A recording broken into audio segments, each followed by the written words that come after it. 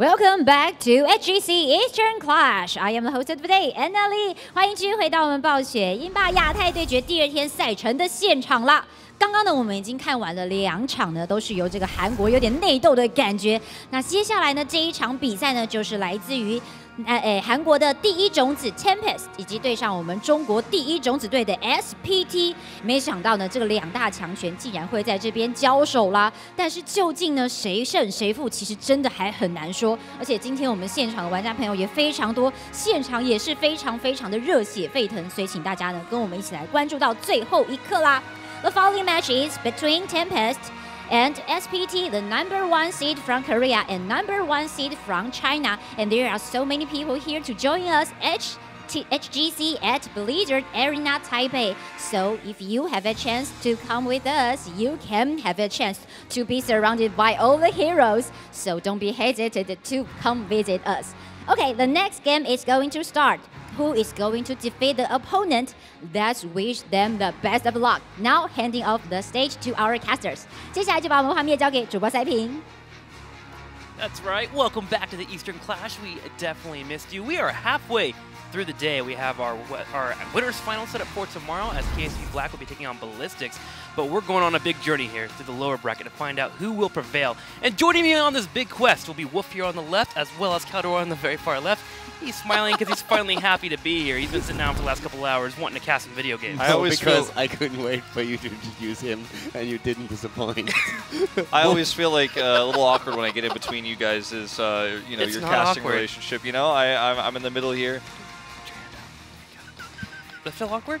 That feels nice, doesn't it? No one's touching. You guys need to put your hands in further. That was a little bit awkward because you guys didn't touch my hand. I just watched them. It's fine. I like watching him struggle. I don't know what it is. Well, let's focus on this match coming your way. The #1 seed from both Korea and China facing off, and one of these teams will be eliminated tonight. That's right. It's one best of 5 to decide who is moving on and who is going home. First map is going to be Dragonshire with bans on Braxis and BOE. No huge shock that Tempest would ban Braxis. It's kind of a common, it almost feels like gentleman's agreement in Korea where they always ban this map, at least one team will.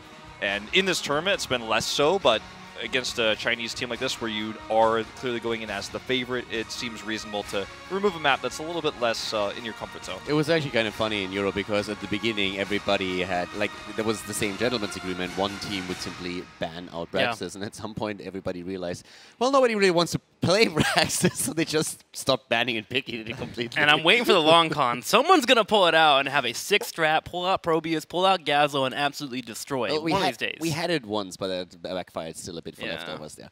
But also, again, we have Dragonshire picked by SPT, and that's now the 3rd time in this tournament that they picked Dragonshire. So we've already heard, of course, that during the regular season they were undefeated on the map, and they actually pulled a map win off here against the Korean team. So in that sense, against Blossom, it might be the map that gives them a bit of a lead against Tempest. If they can start into the series with victory, that would be fantastic. But we still have to realize that they're going into this as the underdog. I feel like Tempest really struggled against KSV Black's change of style when they played in the previous series of today, where they knocked them down, of course, to the loser bracket. Most people expected Tempest to advance based on yesterday's performance and, of course, the results that we had in HGC Korea regular season. But I feel like if SPT plays a little bit non-meta, a little bit non-standard, and has studied Tempest drafting and has studied their playstyle, I think they certainly could come out with a map win or two here. But I still expect Tempest is going to take the series. Yeah, I think if anyone has a chance, it's SPT. But at the same time, Korea has been dominant in this tournament for a reason, right? When it comes down to it, they are delivering when it comes to mechanics and actually forcing these wins. It's just so weird to me that SPT of all teams did not only completely body CE in the last match they played, but is also the team that we're looking to and we're saying, hey, they have a chance. Since they are the team that plays with a sub. Yeah. So you would expect them to struggle a lot more, but they're actually doing really well. They stated in the interview, though, that there's still some communication issues that they have with their sub, so it's still not everything 100% smooth. But since they played the last time, there has been a whole day, so they could just try and improve communication. If they manage to improve even more compared to yesterday, maybe they have it in them to cause a bit of an upset here. Well, hold the phone, because an upset in drafts right yeah, here. Well, I mean, Tempest has held the phone for quite a while on this one. Maiev is available. I think that's where SPT is trying to tease a little bit. Tempest has prioritized Genji in this slot every single time. This will be the fourth time with first pick today that they lock in Genji as their first hero. This leaves SPT, as was left to KSV Black earlier on, Maiev. Maiev was taken with Junkrat on that Towers of Dew game earlier today. I don't know if SPT will take the Junkrat this highly, but Maiev just feels too good to pass up at this point. She has been quite dominant this tournament. Most of the time we've been seeing a lot of the Korean teams picking it up. SPT for sure could move into her and then pick up a support as well. No, there's a couple of things to note here too, because it's not only that Maiev went through the bans, but also it was Nubarak that got banned out. And I think that's a ban that I was expecting for quite some time, because Tempest in particular is incredibly strong with him. 3-0 currently with the Nubarak in their play, and most of the Korean teams have shown a proficiency for that hero. So as expected, Maiev now being picked up. This is, by the way, only the 5th time that we see her in an actual game. She's banned out in more than 80% of the games at this point. She's been played 4 times, won 3 out of those 4 games, and this is going to be match number 5 for her.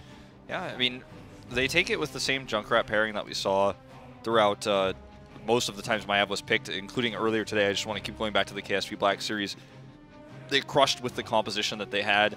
This gives you a lot of early game presence with the tether that Maiev has, as well as Junkrat's concussive mine. In the 4-man, when you're rotating around down there, assuming Maiev is going to be a part of that for the early game, it's very easy to get picked, especially with some of your frontliners if they step over that line. And you can't forget the Warden's Cage and the Riptire. Do we even have a name for that combo yet? We can make one right now. Yoink and Boink? The Rip Cage? I don't know. I like Yoink and Boink. It I was rhymes. just going to say Rip Cage, but I didn't make it up. Totally wasn't me. Malthael taken. Malthael's story in this tournament is also really interesting, since he starts to become higher and higher priority for the teams that we are seeing draft here. He has been played 10 times and won 7 out of those 10 games, so highly successful currently in the tournament. Uther has the combo with Genji going for the Divine Shield with Dragon Blade here. Even though we've seen teams dabble a little bit in the Divine Storm, the Divine Shield is still what you can expect with Malthael, with Genji. But Uther definitely the second strongest support that we currently see. Malfurion actually is still taking the crown here, the pole position. Is 63% win ratio. Malfurion, especially of course with the Tracer combo, is just doing so well. I feel like for SPT, you don't have your main tank yet, so this is an awkward ban, because whatever you want to ban away from Tempest, you've also removed from yourself. You don't know what direction the tank is going to go in here. So removing damage, as this Hanzo is going to be the pick, is a little bit more realistic, because you've already locked down one of your damages, and it's a good pairing in the Junkrat and the Maiev for the, what would you call it, the Yoink and Boink? The Yoink and Boink. Yeah, so, you know, removing the Hanzo that you never have no intention of using with this comp, and synergize with your comp, is a pretty smart move. This is actually talking about smart moves here. Malfurion now banned out. You've already picked Uther for yourself, mainly because the synergy is just better with Genji and with Malthael compared to Malfurion as a healer on the side of Tempest. But then you ban out the second support, and now all of a sudden SPT is, of course, forced to deviate a bit. Doesn't mean that there aren't alternatives around, but with how impactful Malfurion has been at this tournament, it makes a lot of sense that Tempest tries to play a bit of a support game here and attempts to take the best one out of them. What are we thinking in terms of tanks here? I was thinking maybe Johanna, 1, take it away from Tempest, but 2, it's helpful on Dragonshire. Helps out with the combo for Maiev here. I mean, it can be great as a hero to delay the mid-channel, for example. It can also help squat the shrines, but Junkrat already has a great amount of coverage for the mid lane. We've seen that a lot on this map, to where you basically don't put as much stake in controlling both shrines, but you actually just kind of try to soak experience and delay with Junkrat, especially in roaming comps. The early game presence that we talked about earlier with Maiev and Junkrat is now further put in by, or further amplified by the Garrosh, the Stukov. So the cage that we saw, this comp starts to feel very familiar. You make the cage, you've got the Riptire, the silence, the taunt. I mean, it doesn't get much better than this for SPT. Yeah, it's definitely a one-more combo attempt here. And again, it just surprises. We talked about it yesterday, and it's true today here as well, that Garrosh is just so popular right now at the Eastern Clash here. This is his 11th game, but he's been involved in 81% of the draft, sometimes even banned out on the first position. Now Tempest, you mentioned Johanna a bit earlier. She fits for the position, she fits for the map. Picking her up here, together with that we see Li Ming, so a full double reset combo with Genji and Li Ming that we see for the Korean team. Pretty scary here. And Johanna gives a little bit of extra wave clear to this as well in terms of a main tank. You can always think about that as a big wave clear factor, but she adds that. I think one of the big reasons why Johanna is chosen here is because her Iron Skin can avoid most of the CCs that we're talking about when you come into the Stukov, the Garrosh, the Maiev.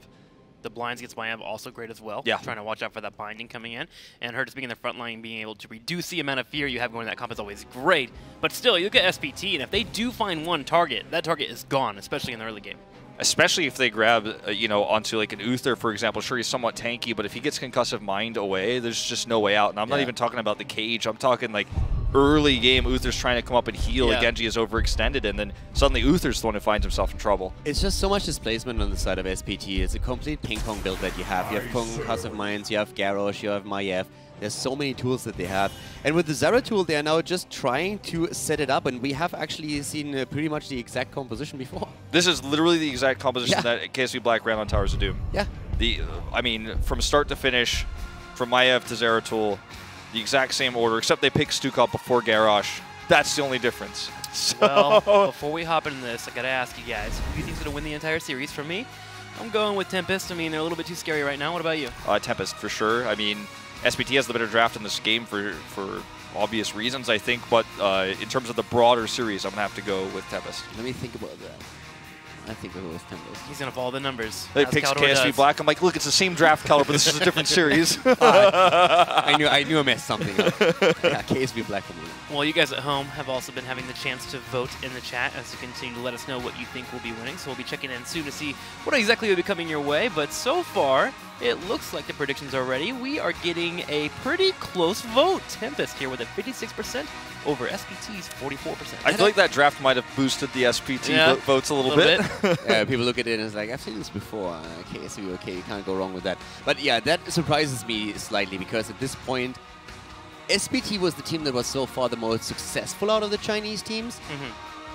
But they still play with a sub. If they can pull that off, that would be amazing. But they are the clear underdog heading into the series. I mean, Molly at least has been delivering in his role as that sub, right? I go back to Tomb of Spider Queen when he was playing that fall set and how much control and discipline he has. So going on Dragon Shower, I'm expecting great things from him. But again, it is against Tempest. Let's hop into it. I turn it over to you two. You know, I mean, I feel like when we talk about Molly, just very briefly, it's interesting because he is a sub, and that makes a huge impact. And going into this tournament, when I found out that he was going to be subbing, my first thought was, I don't know if he can live up to the mechanical skill that we've seen from Xin Zhao. However, I feel like he certainly has, but there's always the question of how good is the synergy going to be? And that's something I don't think you can fix on a 3-day tournament. It's just not going to be the same. And we'll see if they can make this comp work. This is a very synergy-based composition. In order to make all those combos work that we were talking about, to chain all those CCs together, the communication has to be good. But you also can expect them to be at least better than they did yesterday in terms of communication. Now they have a little bit more experience in the actual tournament environment, so that can only benefit them, I feel. And this is something that they have to show now, if that's actually the case. So I'm pretty excited for this one. Nice's Memento taken here on the side of Maiev as the level 1 talent.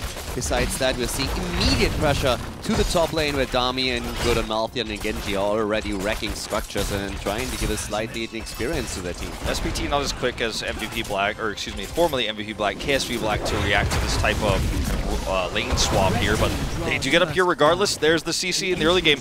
Normally we see this in the 4-man rotation between mid and bottom, but sometimes you get greedy, as Tempest has. The rotation is obviously coming, but the you know, the CCs that SPT have cannot be overstated. It's insane, and we've seen this already once today, this exact draft. And it's the displacement again. You see the immediate flip with Garrosh, the silence is there, and you add so much more displacement later on into the mix as well. Here we have once again the tether being used. Sign is in trouble, and that could be the second kill here. Iron Skin has already been used, and Johanna is down. SPT with 2 kills against 0. Tons of damage coming in through here from Malthael, though. I just don't think it's going to be enough. They can heal through now using Stukov. He does drop the sound, it's not going to be able to stop good there, but Iron Skin, we saw how it can be used to give some more presence to Johanna in these moments, but can't stop a body block. He used it there at the last second. It got him away from the CCs, but the body block there just prevented him from escaping. And SPT is doing exactly what this comp is supposed to do in the early game. And post 10, I have to say, Caldor, it's going to get a lot stronger. It's going to get a lot scarier. I just try and put myself into the shoes of Tempest. They already lost against KSV Black, and now they're confronted with the same draft again, and they must be thinking, oh my god, please no, not again. Another death goes down, and it's 3 kills against 0 in favor of SPT. Might be even more here, Caldor. Good's trying to heal up. Does end up grabbing the kill on Zeratul, but it'll be a trade. Soap is going to just barely jump over that. The Pizza King. Oh, the vision from the blind. He dies.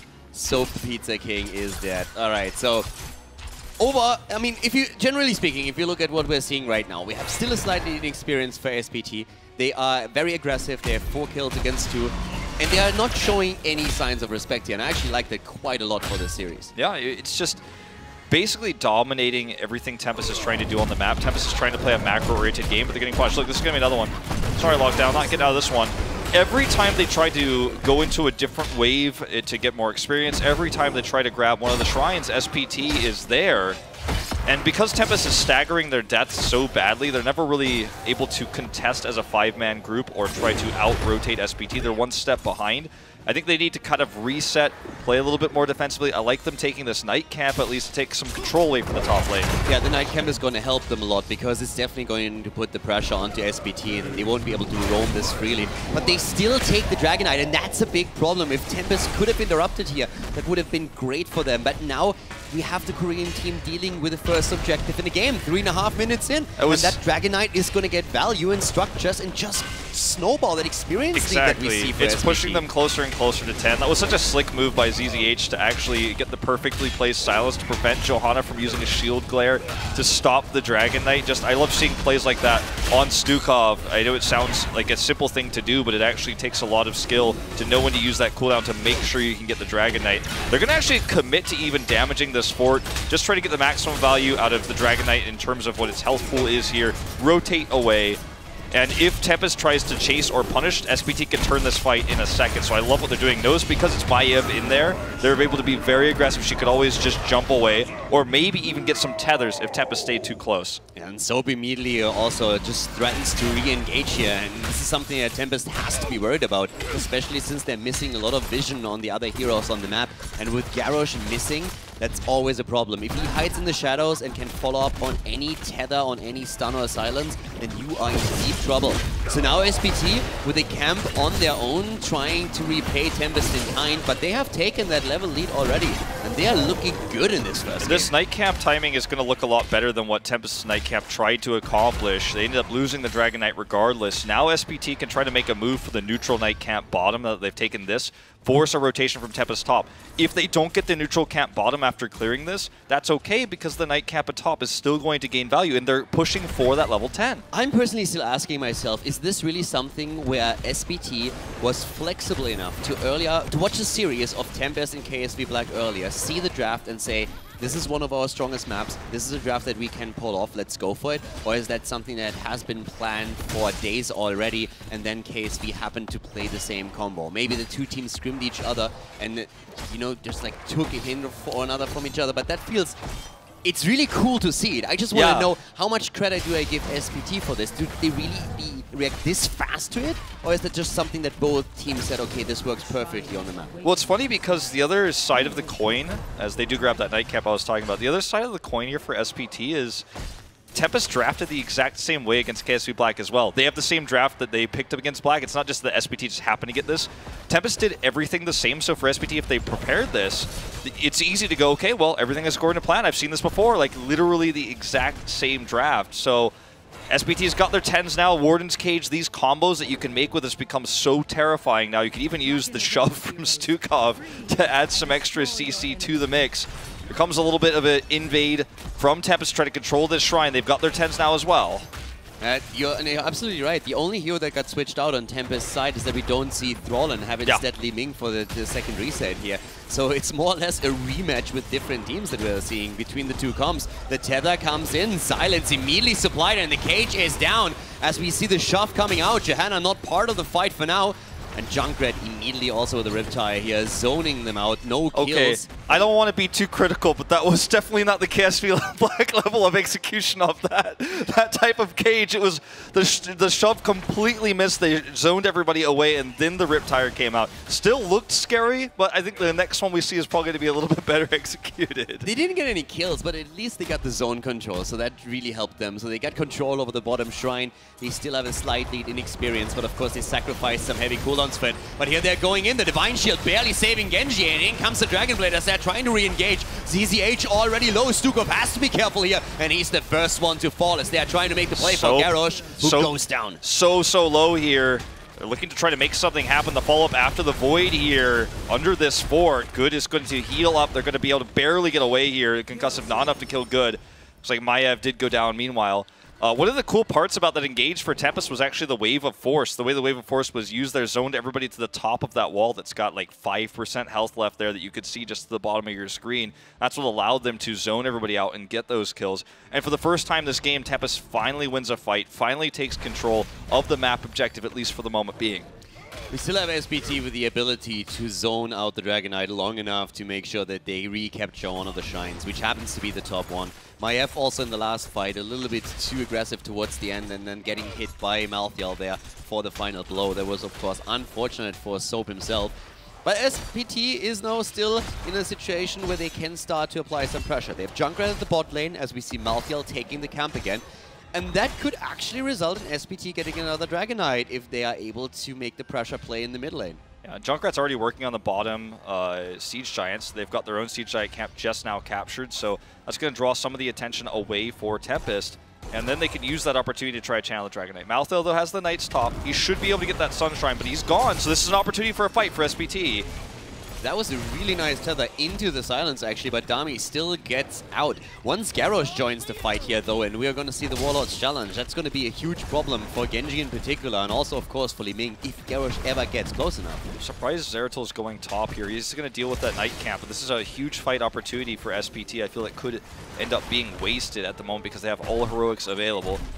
And they have this this Siege Giant camp pushing super hard at the moment. Yeah, and with Junkrat being around and all the traps on the ground, it's so difficult for Tempest to move into the shrine at this point. So the control is safely in the hands of SPT, as we see Ava at the top lane. Still Zeratul locked into this battle with Malthael and the Night Camp. I just feel like Melody C just can't accomplish anything here. Like, this isn't going to work. If they want to deal with the Night Camp, they need to send bigger support.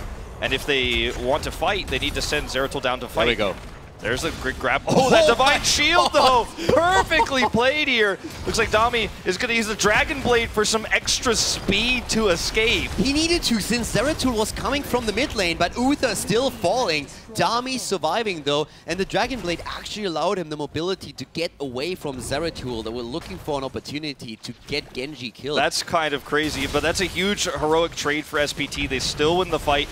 The cost is they lost the top fort, but they were kind of taking two half measures. They were sort of defending top and they were sort of contesting bottom. Finally, the rotation down from Zeratul meant they were able to get those picks. There's still a trade-off that they lost the top fort, but this could have been much worse. The scary thing for me is that we haven't really seen too much 5-on-5 team fighting, and SPT has some frightening combos and synergy there. So this is something to look forward to later on in the game, as we're now seeing both of the teams starting to group up a lot more on the map.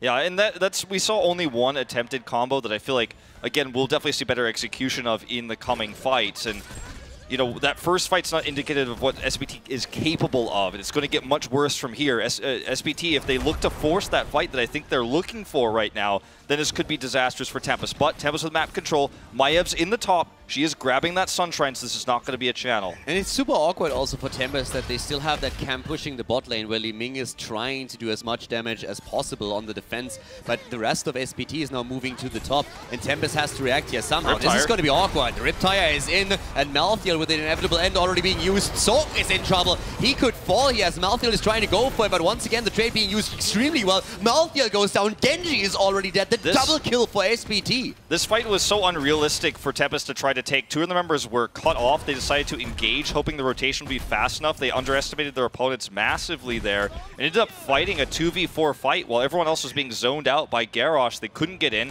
and this ends up looking really silly. This should theoretically be a Dragon Knight finally again here for SPT. They got those 2 kills. Look at the mid wave. It's completely controlling the map. Li Ming somehow sneaks up top, but she might die for it. Here comes Melody C. The thing is, she's not the only one. Uther is already on the way, but we have also Stukov joining the fun now. So he has the double channel, and this is going to be a Dragon Knight. Once again, SPT claiming the objective. And 12 minutes into the game, this bad boy is going to hit a lot harder. Oh, certainly so. This is the fort that was damaged earlier from the first Dragon Knight of the game is going to be the first target here. Nice jump away from lockdown. That's going to eat a lot of damage on this Dragon Knight. But SPT is not just going for mid. They have a strong pushing comp with this Junkrat. They're going to start working on this bot camp as well. But this Dragon Knight, because of the good zoning from Li Ming here, hasn't gotten as much as they would have liked.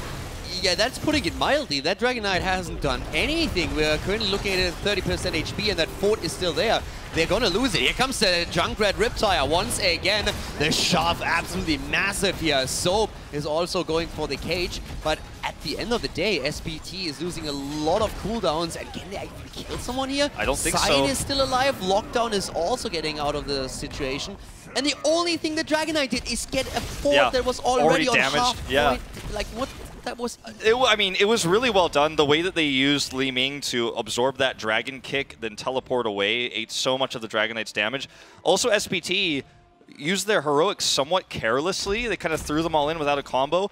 And, you know, we asked the question at the beginning, did they study KSV Black's draft? Did they think this is good? Is this a coincidence? It starts to feel more like this is a copycat draft because the execution just simply is not as crisp as you would expect. But they still do way better than they expected them to. I mean, this is still their best map, but going up against the Korean team, they were in the underdog position, and they're still doing well here. But if they want to win this game, they can't just be this sloppy when they have the objective. That Dragon Knight should have gotten them a lot more value than it did. They still managed then afterwards to also take down the fort at the bot lane, thanks to the Siege Giant camp, thanks to Junkrat. But they need to get more value out of the objectives as they're able to claim them against Tempest. My only concern for SPT is that they've gotten a few picks and their comp has so much CC, but their big wombo combos, the things that we were saying are going to be so terrifying in team fights, they have not executed well. We've been talking about the narrative of Tempest all tournament long about how they're so good at those late game team fights. One wipe, you win the game in the late game with long death timers. And that's where I feel like Tempest comes back in this game, is that they just win a team fight because SPT's combo execution is pretty weak. The problem is, even without the combo fully hitting, they are still the team that has claimed by far most kills. Yeah, 9 against 5. And also, even in the last one where they didn't kill anyone, they nearly got a double kill, and both had to retreat and move out of the fight. So Tempest is not winning these team fights. But you're absolutely correct. If at any point they're getting the resets for Li Ming, for Genji, then this could turn in a flash. This could be it. Soap's already used his jump here. Does use the cage to escape. Void Prison is perfect here to zone them out. They need to escape here, though. They're continuing to run away. The Dragon Blade is going to chase them off. Nobody dies miraculously because that Void was so good, because the jump was so good there coming out from Soap. But a huge win for Tempest.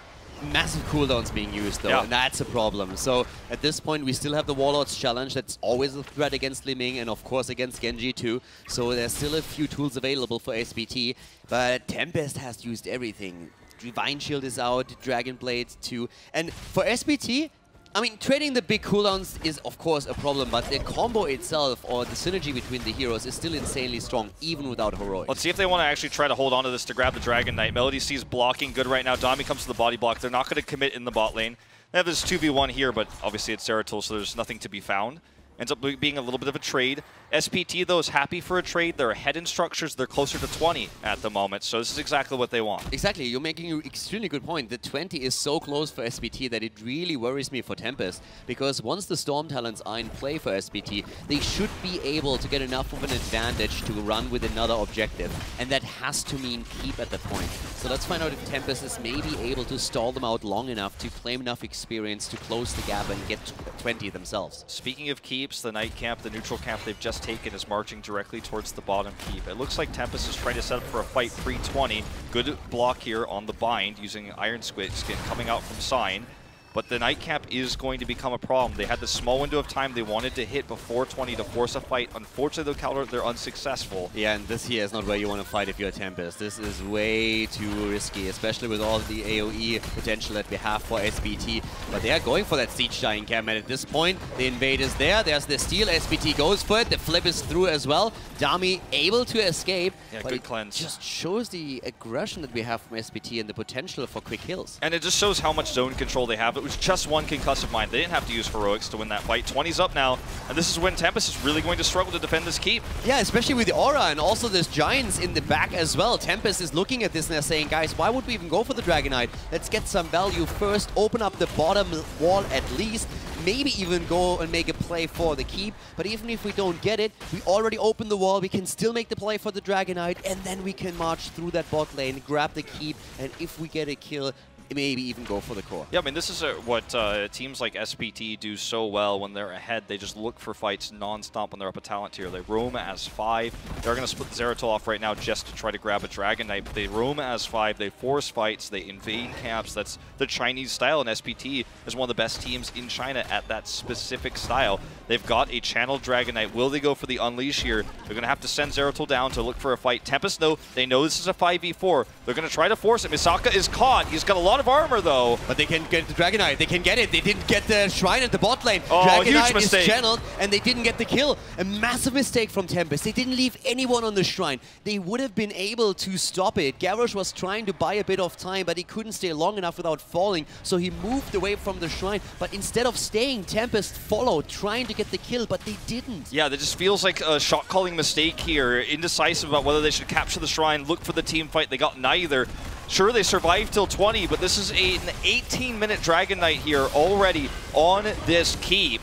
And here they're going to try to look for the fight. Dami's kicked away, though, and there's a void. That was a fantastic one. He just used Dragon Blade, and then the kick comes in, trying out for the NFL here already, making sure that he's not part of the fight. But it's a 20 blade. Stukov, and they are going, and he keeps it alive. They get the second. The resets are in, and all of a sudden, Tempest is saying, hello, boys. Oh, man. Malthael does go ahead and buy back immediately using that level 20 here, and Dami's blade finally expires here with that final kill. Triple going down. It's going to be more than that. Misaka trying to look for an escape, but Lockdown's on the chase. Missiles do connect here. Great wave of 4s. No mana, on the other hand, on the side of Lockdown. That's a bit of a problem, but Garrosh is so low, and now Good is coming in too. That's a massive issue. Maybe a counter kill here as we see Soap moving in, but he gets obliterated by Genji, and that's a full team wipe. 10 kills against 10 as Tempest is back to business. The only thing Tempest isn't even on is structures. They're working on that at the moment, but they, as you say, even up the kills. They've caught up and actually, in fact, taken an experienced lead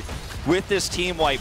The Divine Shields we've seen in this game, despite the fact that they weren't fight-winning Divine Shields for the most of the game, that last one was just enough to keep the Dragon Blade going. It was just after 20, we're talking like 5 seconds after 20, he popped the Dragon Blade, so he has that infinite Dragon Blade, quote-unquote, keeps it running. And SPT's combo fails again, and then the Dragon Blade just runs wild. Tempest, the late-game team fighting they're so famous for, brings them back into this game. Yeah, and this is a massive problem for SPT, that again with the Dragon Knight, they didn't get the value that they wanted. Originally, removing Genji from the fight, actually, just because of the 20, as he re-enters it, he's able to keep the ult in long enough to get those kills.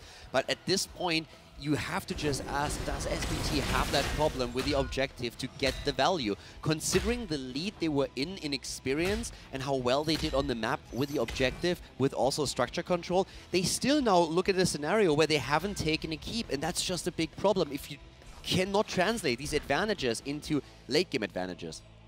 Yeah.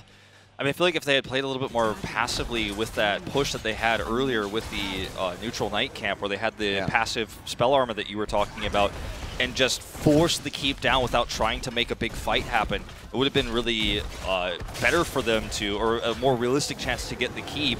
Because they wanted to fight in a position where Tempest finally had 20, they took the only fight that was a poor fight to take, and they're paying for it now. The game, on the other hand, still not over. At this point, after 20, the slight leads and experience that we see don't matter as much anymore. It gives you a stat advantage if you have the extra level, which can play a role in the team fight, but there is no talent disadvantage to be had anymore. So SPT can still, through a victory in a team fight, make sure that they come out victorious here on map number 1 of the best of 5 series. But of course, this is also a lot about rotations at this point, as we're seeing Melody C starting to sneak the top shrine again. Yeah, he comes up here and sneaks it. He's already shown himself top. I think it's probably just the wizard minion up at the top lane with that Knight Camp. It's not really an impactful one at the moment. It's the top keep anyways. The wall's untouched at the moment.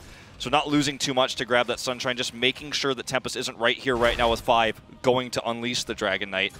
Tempest has a better setup here, though. They're setting up in this bush with very good splits to make sure that the combos SPT's been trying to pull off with this composition we saw from KSV Black earlier today does not succeed. They've got good vision control. They've got wave control right now. SPT should not look to head into these bushes because there's nothing to be gained from that. There's not a single objective on the map. No camp. Only thing there is these shrines, and Tempest has vision, so if they try to take this is a risk I do not think they should be taking. Yeah, but still Junkrat always making sure that nobody is in the bushes. The poke is being used. Yeah, the fight is at this point about to be forced. Junkrat in the back, already going for the Riptire, trying to use it as a zoning tool here against Good in particular, starting to move in, and they're attempting to claim shrine control. Melody C is all the way up at the front as we see Dami starting to engage. He goes for the Dragon Blade, but immediately Shaft is being used to remove him from the fight. But he's still got the Divine Shield, and he's continuing to maintain this. Melody C just barely gets away. We're going to see Malthael coming in with Tormented Souls, doing a ton of damage here. So, all alone, no combos, not enough damage here. And this fight is going Tempest's way, Caldor, it looks like. Maiev is down, and Zeratul desperately looking for the kill, but Melody C is eliminated again. A massive shove coming out of CCH on Stukov, but the double kill against SPT already puts the Chinese team at a disadvantage. This should be a Dragon Knight here. We're talking minute-long death timers right now for SPT. Even Dami can casually go home, grab some health with the Hearth here. And SPT, they've got Junkrat. That might be their best bet to delay this Dragon Knight. Risky move now from SPT, actually moving towards the bottom shrine. But with Tempest going back, which they don't know, they can actually claim this and buy a bit of time for Maiev and Zeratul to come back. Yeah, Tempest is probably so upset they actually went back, because had they not gone back, they could have just won this fight. This buys only seconds, though, for SPT. 20 seconds still left on Maiev and Zeratul. Here's the Unleash in mid. It is going to be good. Grabbing this Dragon Knight. This Dragon Knight should get a keep no matter what, but if SPT isn't careful, it could get more. Luckily for SPT, Dragon Blade's still 40 seconds. That's been the big team fight winning tool for Tempest. It definitely has been. And also, thanks to the delay on the bottom shrine, we now have the 2 heroes back. Maiev already on the way to the front line, where Zeratul just respawned. But of course, this DK is going to wreak havoc here at the bot lane. 12 kills against 10. And this is Tempest looking for an opportunity to get ahead. Yeah, and because it's Malthael inside the Dragon Knight as well, as soon as he pops out, he can actually go and look for a fight. They need to be careful and just try to zone as well as they can. We're going to see a grab here attempted onto the Dragon Knight. Unfortunately, not successful, of course. The Dragon Knight goes for a kick here. The keep is down. Will Tempest look for more? That's the real question here. Warden use, that's not really going to do anything against the Dragon Knight either. Maev's trying what she can. The Dragon Knight's going to go down. Tempest looking for a fight, exactly as I said. As soon as the Dragon Knight goes down, Malthael looks for the Tormented Souls. But with a cage, at least they zoned the rest out, and now Sign is losing a lot of hit points here. Can they deliver maybe a kill and get close enough? That's what they're trying to do right now. With Soap moving in on Maiev, they are going for the chase, but they have lost not more than the keep. So SPT is still in an okay spot. Question is, can they chase for a kill here? And they're definitely trying to. They're looking for it. We'll see if the Riptire comes out. That's going to be the burst they're looking for. Unfortunately, Tempest gets the stun. The root's there as well. And there's the kill against Malthael. And of course, we have the Dragon Blade coming in, but it's also Li Ming who dies. And everybody on the side of Tempest is so low in HP at this point. The Dragon Another Blade. kill. Uther is down. He's going to come back, but Dami is on the run. And Uther is just going to die his second time. Yeah, he's going to die a second time. But the problem is the Dragon Blade just wasn't enough to, or it was Bulwark, I guess, in this case, but it wasn't enough. Yeah, you're right. For Dami to burst down the Riptire or fast enough. And SPT looks like they're just going to take this game, Caldor. They're not committing to the keep, though. They're going to grab this camp. They want to try to end this game for sure with the Siege Giants. This buys some more time for Tempest. They're waiting for the wave to come in as well, and they have now 3 heroes against them since Malthael once again came back right away. So at this point, the keep is already on half HP, and Tempest might just have lost the game. Let's see if SPT can clean it out. 60 seconds for Dragon Blade, and that's the big problem. Also for Bulwark, for the Divine Shield, we have another 20, and they're going for it. SPT, it is in their own hands right now. They have the tools they need to end this game. Okay, here comes the cage. We also see Johanna trying to put out as many blinds as she can. Great Blessed Shield here. Comes Dami doing a ton of damage. ZZH is out. SPT cannot end this game now. Reset's coming through. Malthael is dead though, but we have Lockdown back to business, and the keep is gone. They might even get the kill against Johanna again. That was a fantastic tether, but they still have the 20, and Johanna should definitely fall here, but she's able to walk away. Genji on the other hand is down. Junkrat is dead. Lockdown, Divine Shield. He's going, and it's going to be a wipe. Melody C, the last one left. Melody C is trying to buy some time here. That looked so fantastic for SPT, and now they have 4 heroes dead. Only Zeratul is still in. He buys some time, but how much do they have? 3 heroes alive, Li Ming, the main damage dealer. Is that enough to go for the core at this point? I don't think so. I think they could just go for a Dragon Knight here. Will. Dragon Knight, look for a core, I guess, with the Dragon Knight. They could go for a second keep if they're really feeling like it's not safe. 27 minutes in, I think they're fine. Yeah, that's true. We are 27 minutes in. The Dragon Knight probably just sneezes on the core and kills it at this point. But I cannot believe that that occurred. I was so sure that SPT was going to turn tail and run the first time when ZZH died. Then they were able to get everyone insanely low, except Lockdown, who is always positioned perfectly to get those cleanup kills. I mean, 27 minutes into the game, I just expect the Dragon Knight to throw his axe across the map onto the core and one-shot it. There's no way you hold this. Even the Dragon Knight just walks over to the core and says GG, and the core explodes. Hey, the minion's delayed.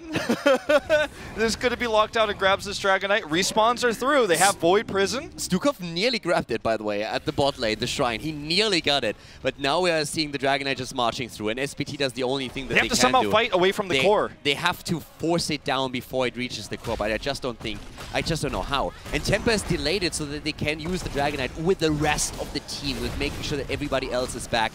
And I just don't think there's a way for SPT to stop this. Warden's Cage just trying to zone everybody out so they can focus on the Dragon Knight. Still at 70% health, but look at how much damage it does. Looks for a kick here, though. The core's doing a lot of damage. There's the VP, granting stasis, but Dami's got the Dragon Blade, and this has been the story of the late game Tempest on this first map. 1, 2, 3, dropping them all here, and that's just the Genji show that we're watching at this point. It's a quad kill, and Junkrat alone is not going to stop this one. GG as Tempest barely takes game number 1. 21 kills against 50. Yeah, 36 kill game. We're looking at level 25. Dragonshire has a reputation for going late game in Asia, for being the longest map, and this game certainly delivered, Haldor. But Tempest played the majority of that game from behind. They played against a tough draft, but again, it's been the story of this tournament and Tempest's history since 2016. Late game team fights is where they prevail. The Dragon Blade, it was what won them the game. The Dragon Blade with the Divine Shield post 20 won them almost every single late game fight, with the exception of Lockdown's critical mass fight that he had there at the last. Kador, last point. I can't help myself but think that SPT still threw that massively. Yeah, I was actually going to talk about that a little bit. I feel like SPT had that game in the bag, and part of it is actually going to be the thing we keep talking about, that sub being there. Molly had a couple misfires when mixing in the Maiev cage into the Riptire, but part of that also was because of Sign. Sign on that Johanna did such a good job towards the late stage in multiple fights of walking towards the Junkrat and the Stukov and making sure to lead Blessed Shields constantly to make sure that combo didn't pop off. But again, there was some misenergy there, especially towards that bottom shrine that we saw when we had that Junkrat tire come out. Yeah. Because it looked like, to the untrained eye, that Maiev would go in for the Warden's Cage, but all they were trying to do was poke a little bit and pull away, and with them using Riptire and not getting any damage in with it, it was a little bit too hard to pull back from. But also the control of the Dragon Knights, the first one, I mean, that got no value whatsoever. They killed a half dead fort, and that was about it. You need to get way more out of this. The advantages that they had early on never translated into a late game advantage where they knocked the keep down, for example. And on that level, on this level of play, you just need to get more out of this. We were post 20 for them. They were level 21. They had the heroics. Tempest did not when they were able to get that team fight win where they killed 3. Yeah. Obviously, Malthael was able to come back immediately. They went to go to the keep, which was half health, and then go core. Hesitated from them, then took the Dragon, or sorry, the Dragon Knights, the Siege Giants, and then pushed with them to be a little bit safer. But I think if they had been decisive at that exact moment and looked for a 5v3 team fight on the core, they could have won the game. Tempest didn't have 20, but they were just, again, not confident in the late game to capitalize on their advantages. You were even talking about it at like level 16, where they were massively ahead, couldn't capitalize on the Dragon Knight, couldn't capitalize on kills, and they just played, I think, to be honest, a little bit nervous in some of those later stages. I was still impressed how close this game was. Yeah. I expected this to be way more one-sided than what we just saw, and now I'm asking myself, was it just because the comp is something that worked really well against Tempest because of the map, or is it really going to be such a close series between these two teams? Because I would love that, since I came into this series expecting Tempest to just absolutely show up, especially after they disappointed against KSV Black. I expected them to come out swinging and saying like, okay guys, we're making a statement. Yeah, that is certainly the question here, whether or not Maiev will go through and if SPT can get it again. Let's get ready for a game number 2 here, as Tempest will be going to Infernal Shrines, first pick, going over to SPT once again. Infernal Shrines, a strong battleground that we've seen pretty often this weekend. Yeah, I mean, it's a Korean favorite. It's a pretty solid map in general in HGC. I feel like a lot of teams like to play on it. It's a map that I feel does reward certain compositions, though. Taking control of the shrine early when you have a more defensive composition is really key, and that can be a weakness or strength of certain compositions. We saw an Alex Strasser comp earlier that, again, when they were able to control the mercenary camps. Dragon Queen. Just last night, when you can control the mercenary camps, you force your way onto that shrine first. It's so easy to secure the last defenders, but you know, if you run a more poke-oriented comp, you can fight your way back through. And what we saw from SPT in the last game with the Junkrat comp and all of the kind of wombo combo stuff, I think is going to be great for this map. I don't, however, think Tempest is for a third time going to allow this composition to happen.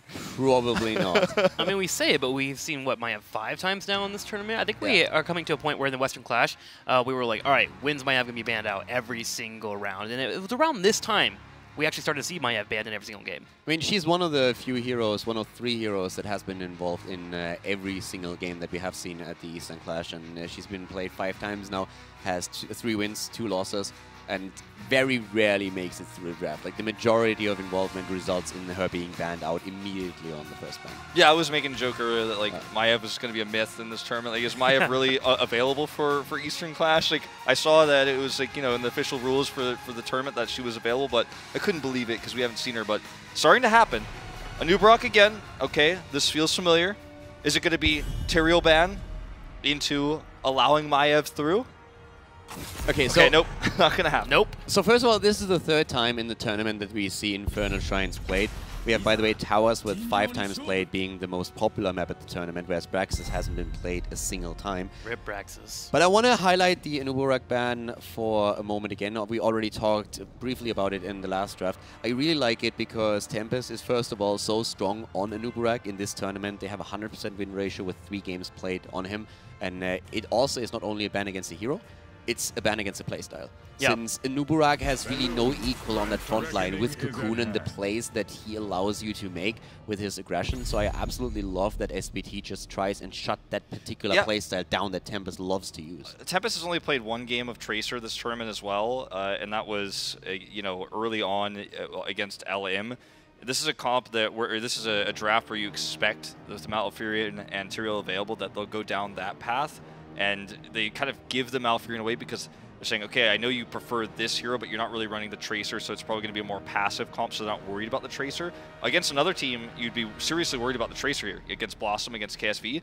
But now you know you're likely to get the Uther because you've got Genji on your side. They can't use the Uther.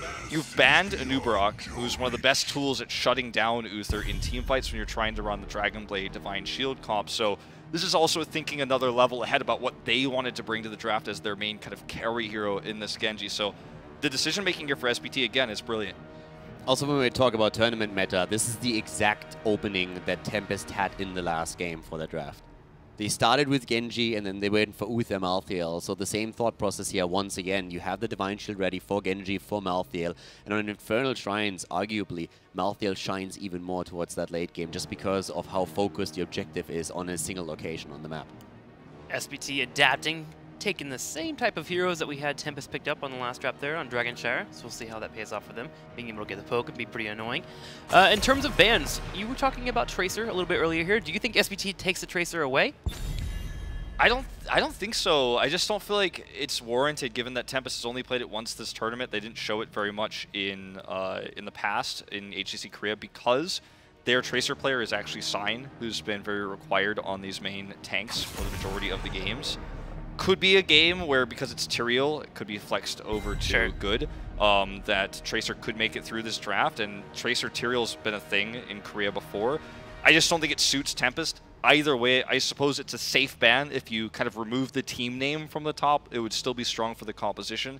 So instead of trying to play for the team, they're going to play for the meta and ban the Tracer away. I feel one of the reasons is also it's a bit of a better safe than sorry ban that you have here. You're absolutely right. They played only one game with Tracer this tournament, and they won it. But then again, if you look at the series against KSV Black, KSV chose Tracer very early in most of their drafts against them and prioritized it simply higher. So it could all... SPT finds themselves probably in the spot where they are thinking, okay, they have shown her only once, but in most of the games they simply didn't prioritize her as high as the opponent, and Tracer was involved in nearly every single draft there, so they don't quite know. And I feel it's, from their point of view, definitely a ban that makes sense. Yeah, I like how you put it, better safe than sorry, absolutely. So, we're going to see Jaina. So Jaina Zeratul, it's been a long time since we've seen that Void Prison Ring of Frost Oh my combo. gosh, yeah, that's an oldie wombo combo there. Hey, you know, they could just pick, go ahead and grab Leoric at the end, and you've got a lot of fun. Diablo? Oh, God, all right. And you get control over Genji? I mean, you're laughing, but it would actually really fit. Yeah, that's what I'm saying. I'm being serious. I just giggle at everything. You know that, Caldor. To be honest, the one thing that I'm afraid of is Uther. Divine Shield can screw up so much here. So Tempest has, if they want to use the wombo, if they want to go Void Ring and blow someone apart, use Malfurion here as well, a bit of extra damage then would have Tempest side probably do well for them. But a good Divine Shield, depending on who they hit, could ruin a lot here, especially since Genji himself with his mobility could still be able to escape if the combo doesn't hit absolutely perfectly. So Uther is definitely the one hero to watch out for in this setup. And also, what about a Blaze getting picked up? We haven't seen the last couple of pickups, but Blaze here would stop this from Tempest. I mean, it would be tough to use Blaze as a tank in this setup, but it's certainly possible. They're going to take Diablo for themselves, and they'll have Greymane, who also synergizes very well with Uther for this comp. The cool thing about Jaina versus Greymane and Malthael is as long as she's positioned correctly and she has the extra shields from Tyrael, you could slow down their advances with the chill. You can kind of blow them up before they can get into range. For Tempest now, the question becomes, what sort of draft is this going to be? Because most Zeratul comps have actually been with another dive hero. Tracer's not available. Genji is taken away from them. So I think this is probably just going to be Tychus. Yeah, it's going to be a safe burner, kind of slow DPS that can help Jaina secure those kills, burn the front line down, then Jaina finishes them off. I mean, if you go for Tychus, Tempest's front line is not going to be as beefy as they would probably want it to be, but then again, you have great arguments for Tychus here. You can burn down Diablo pretty easily and force him back all the time, and you also can rely on Odin to secure yourself the objective if you're already taking the lead. So I feel Tychus was really the brain auto. Yeah, it's kind of like, it's just as the cherry on top of the draft. You know, it's not an insanely strong hero pick. It's not like the craziest combo or synergy you could ever have. It's also not a mind blower. It's just the, okay, this makes sense. It's the last piece of the puzzle. It gives you a response to what's available for SPT, because SPT, if that Tychus didn't come in, I would say they have way better control over the Shrine. Diablo in that front line, Greymane for the player, but Tychus now gives them that chance, especially post-10, to be able to contest. What's really interesting, we get to see good on Zeratul. It's been a long time since he's played the hero. Last time he played it was on Mighty, his previous team. At the beginning of Heroes of the Storm history, when Zeratul was considered one of the strongest heroes in the game, there were three popular Zeratul players in Korea. It was Good, Rich, and Tist, who's now, of course, the tank player on KSV Black. Honorable mention would be Reset as well, but he was known to be basically one of the top 3 Zeratuls in Korea, famous for his Zeratul. Before people knew heroes like, or players like Jungha, before Rich got famous in the international scene.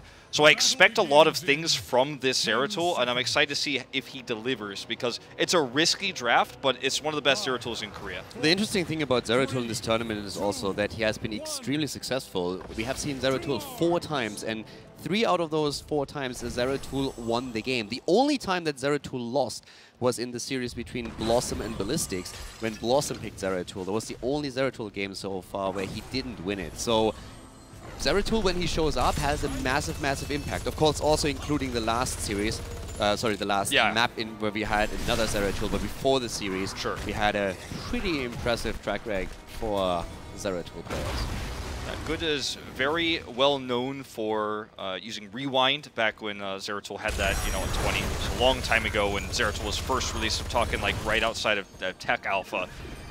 And it's very quick Zeratul player, very aggressive, but the meta has changed since then. Zeratul has been reworked several times. And he's going to play a very passive Zeratul in this early game for the time being, just up in the top lane, not looking for picks against this comp that could punish him with the CCs of Diablo and Uther. And speaking of which...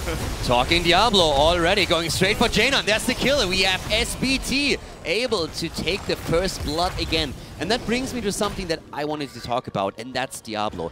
Misaka has absolutely destroyed opponents on Diablo in this tournament, so I'm really looking forward to his performance here on the hero again.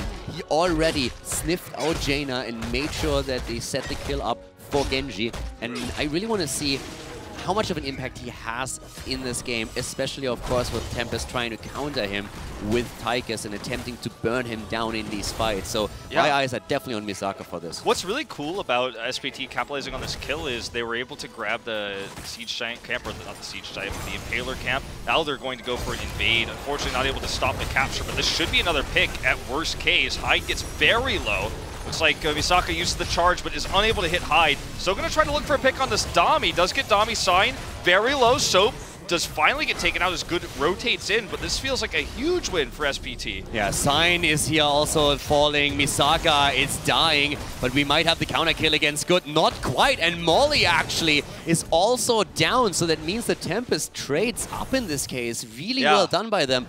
But I agree with you, there were a lot of moments where SPT could have gotten away with a quicker kill in the fight that should have resulted with them winning it quite handily. I think they missed I think Misaka misclicked the charge. Yeah. He was definitely looking for the pick on the Malfurion, and maybe it was just barely out of his range, so he got the next best target, but that was what they were looking for, and unfortunately it didn't work out. Feels like I'm watching HGC China with how many kills we're seeing in these games, by the way. Very aggressive early game. Definitely, but we saw in this fight that Tychus, for example, survived for the longest time, that Malfurion was able to get out there, and oftentimes it was just that they focused onto another target because they thought, okay, this hero is dead already, and it just wasn't the case. Yeah. So they played it a little bit too loose here, but Misaka, again, having the impact on Diablo. He's played the hero 2 times already. He won both of the games where he played Diablo, so we're going to find out if he can make that a triple, but so far Tempest has now started at the top to get a lead in the minion on the shrines, but here comes again SPT, and Misaka is going to be the one that has to lead the charge. Also, Zeratul spots out Melody C here. It's going to be a fight between the Genji and the Zeratul. There's the heal. Melody C wins the trade, and SPT is going to be able to take an advantage of positioning at the moment. Can they collapse in and grab Dami? That's the question. Not quite. Really good positioning here for Lockdown, always staying so far away from the rest of the members of SPT. And Malfurion, in the meantime, has taken the extra wave, so that is experience lost to Tempest on lane. They are still on even levels or even experience, but that's a nice little move for SPT to close the gap that existed beforehand. Misaka now with a position here is going to look for those stuns. He's going to look for the engage, ideally against Jaina if he can, but Tempest is eager to make sure that they get that Punisher. The problem is SPT has already closed the amount of minions that they needed here. Tempest is trying to walk some of these defenders towards them so they can finish them off with Dami's machine gun. Here comes Misaka, great angle to join his teammates, but he gets rooted. So no protection here to come out. They don't have Divine Shield just yet, and SPT looks like they're just going to simply have to give this shrine up. It will be the first Punisher. It's an Arcane Punisher, by the way, going over to Tempest. I also didn't really like how Misaka played this, because he, first of all, the engage from him, I loved it. Just he was shocking around the entire fight, trying to get the perfect angle, and it worked out really well when he went for Tychus. The problem is, he went straight for the flip afterwards, and that flip put Tychus into a very, very comfortable position where he could simply walk out. Now he's making up for that mistake. Yeah, he gets a kill on Sign at least. So that worked out for him, but I feel they could have maybe gotten the kill on Tychus if he played that correctly early on. This looks bad though. Molly gets very low. Melody C just barely escaped Zeratul's grasp. Nice dodge by Molly. Cool grenade attempt, but they're going to go over the wall here for Misaka. Good is going to jump away. And because this is an Arcane Punisher, this does way more than you would have expected, plus the fact that they were able to dive so deep with this, get those picks, they get a fort, they get several kills, and Tempest runs away with this game now. Misaka's had some great moments, as you say, but I feel like overall, he's played a little bit too greedy with his positioning. I like how he tries to get back to his teammates by charging into someone who's kind of in the middle, but at the same time, that shouldn't be necessary. It's kind of an emergency tactic he's been using. He has gotten a few grabs here and there that have turned fights for him or gotten picks, but in general, he's playing as if Diablo is a lot tankier than he is at this point. Hasn't completed his souls just yet. And he needs to be a little bit more patient, I'd say. Yeah, there's a lot of moments when it was extremely close, though, where they could have gotten a kill and just barely missed out. Tempest definitely also playing it very much on the edge here, with the Zeratul jumping oftentimes in, trying to get that extra kill. But SPT is changing nothing. They're trying to be the aggressor here. They've been doing well so far in the tournament with that style, and they're using it against Tempest. Tempest is now on level 9.5 nearly, so they're moving away in experience, and they of course want to ideally get 10 and then use that to again get a lead when it comes to the objective. And while SPT was looking for that 5-man rotation mid to get picks, to get kills, to maybe try to turn the tide and catch up on 10, Tempest had good in the bot lane, they had Dami in the top lane, so they were soaking experience, so much so they're at 10 pretty much right now. It's the last chance SPT is going to have to fight without heroics on the other side. They end up grabbing the cap. Small victory, though, as 10 is now complete for Tempest. I think they need to be careful about roaming too much as 5 because the experience gap here really shows, and it's not just because of the Punisher. In fact, the top 4 still barely alive. Water Elemental has, by the way, been chosen for Tempest, and we have seen that a lot in North America, that they go for Water Elemental over Ring of Frost. I got to admit, with Void Prison, I was 100% sure this was a Ring of Frost game, just to make that wombo combo happen, but they can still, of course, use it together with Odin as a setup to reduce the wind down time. We usually don't have a lot with Twilight Dream as well, and of course then later on also with the Holy Ground. But it's a little bit surprising. It's so powerful against every hero on SPT except Genji, every hero that doesn't have a dash or an escape, because you're simply going to slow the retreats, you're going to slow the advances, and someone like Uther or Greymane is just going to have no way out.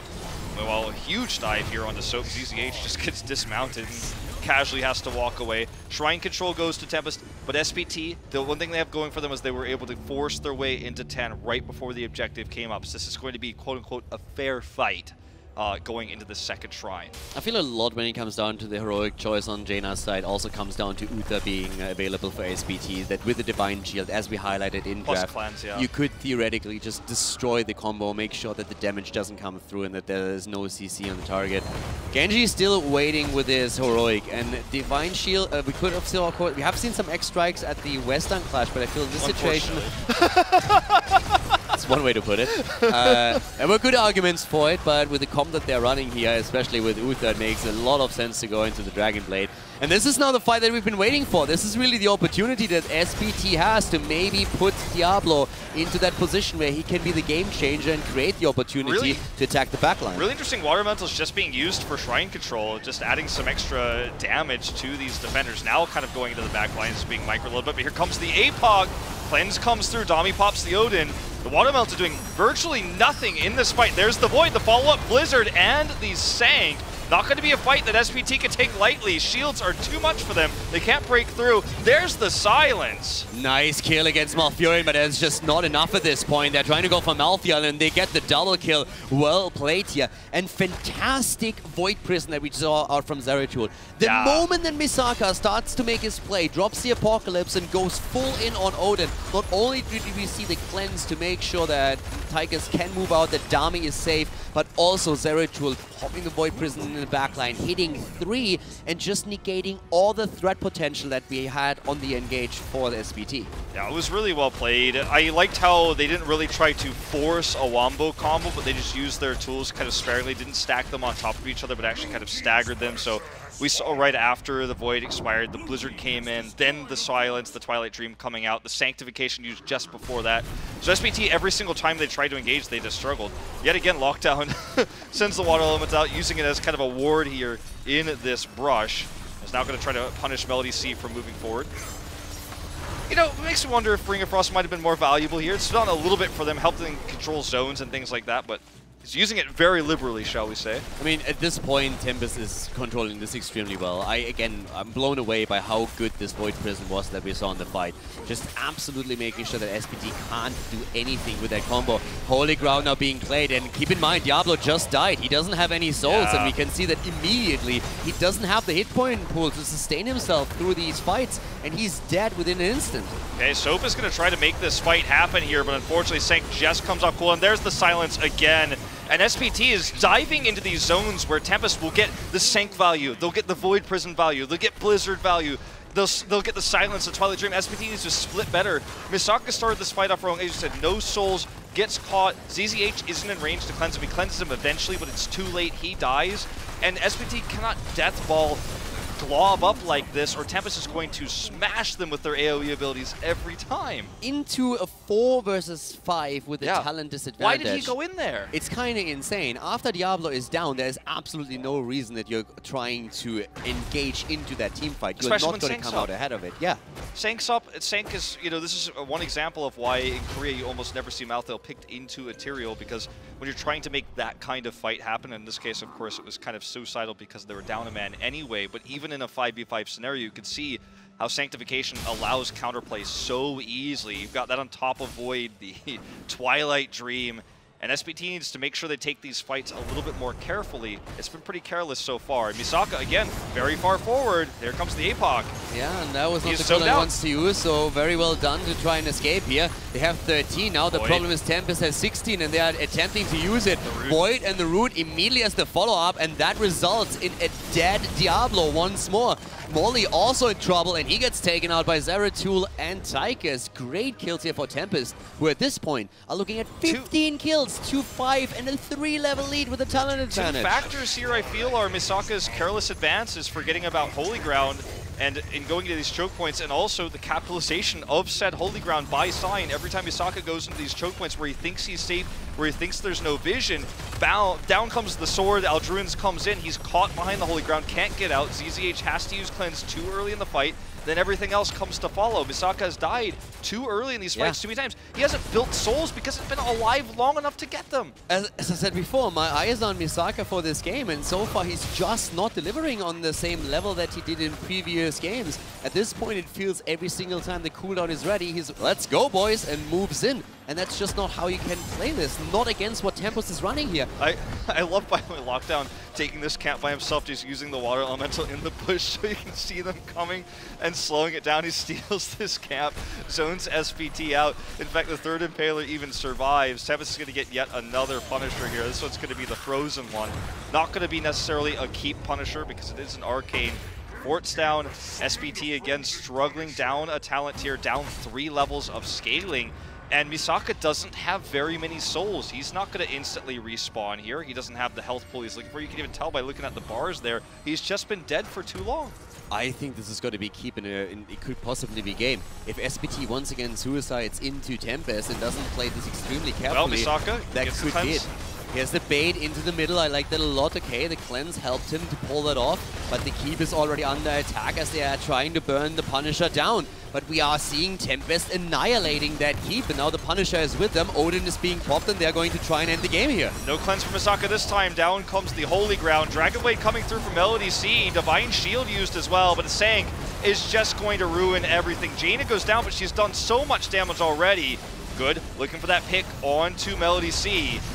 Yeah, there's the kill against Diablo again. Good with the Void Prison. They take Genji down. He's eliminated. There's the triple as we have Greymane dying. Zeratul also with the dust here. But we still have an opportunity to maybe not end the game, but at least do a lot of damage. Yeah, I think they can get it maybe down halfway or so. They don't have Sank anymore. I mean, can they? Maybe if they get Sophia as well, and it seems like they do. Minions are coming out. Soap, of course, does not have 20 just yet. He's trying to buy time. Good splits here by Tempest. They want to end this. 10 seconds, though, until Misaka comes up. This is going to be a close one. Yeah, 8 more seconds until Genji is back. I'm not quite sure they can end this. Yeah, Hyde doesn't have Ice Block. He doesn't have Ice Block. He's trying to make this work. Shield's coming through. Here comes Misaka, though. They need here to comes go for Genji. Tychus, and they get him. There it is. This is going to be a survival here.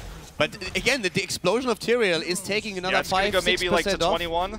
20, okay. This is not the end of the world because not everyone's up for SPT. They have to clear some of these the catapults, but now Tempest. I call worth.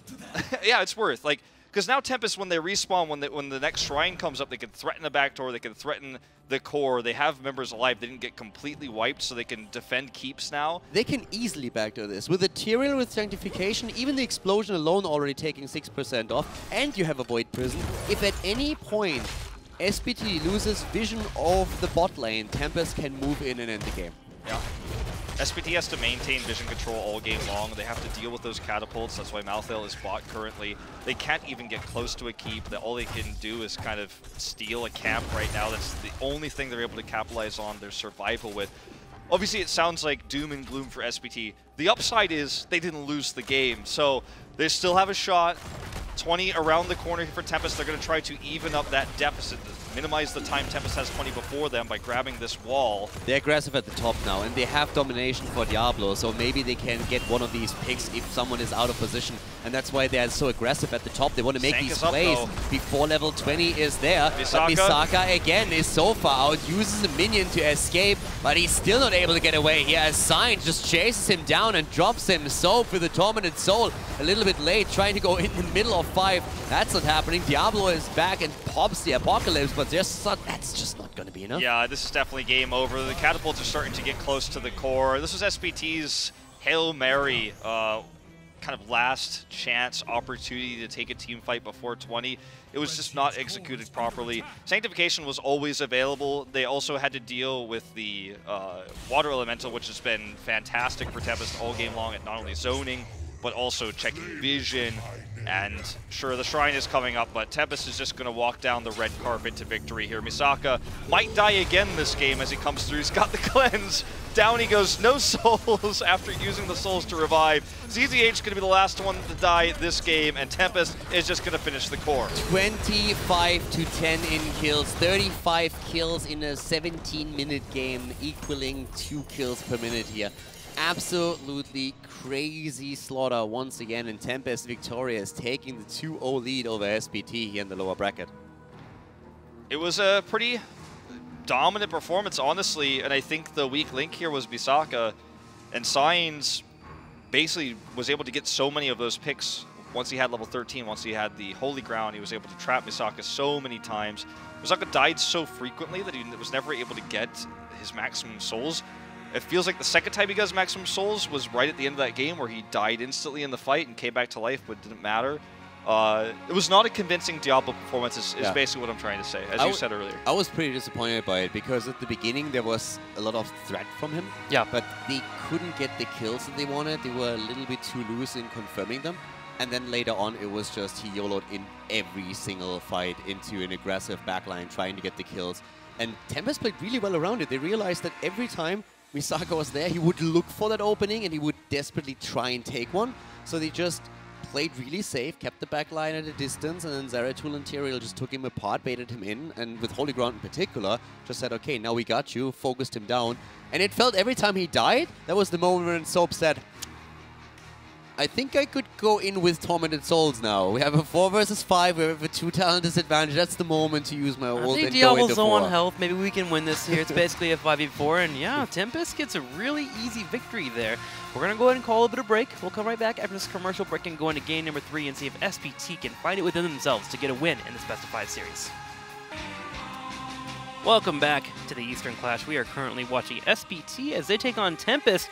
SPT, though, having a rough go at it right now, behind 0-2. Game number 1 when they had their God composition, Maiev, plus 4 other heroes, wound up doing okay against Tempest, but Tempest were able to pull ahead. But going to game number 2, not so much for them there, as they had 25 kills taken against them. Yeah, and it's not like their Genji comp they were trying to run was failing because of the Sanctifications. I just feel like their fights were super disjointed. They were trying to rely on Tormented Souls against a Tyrael comp.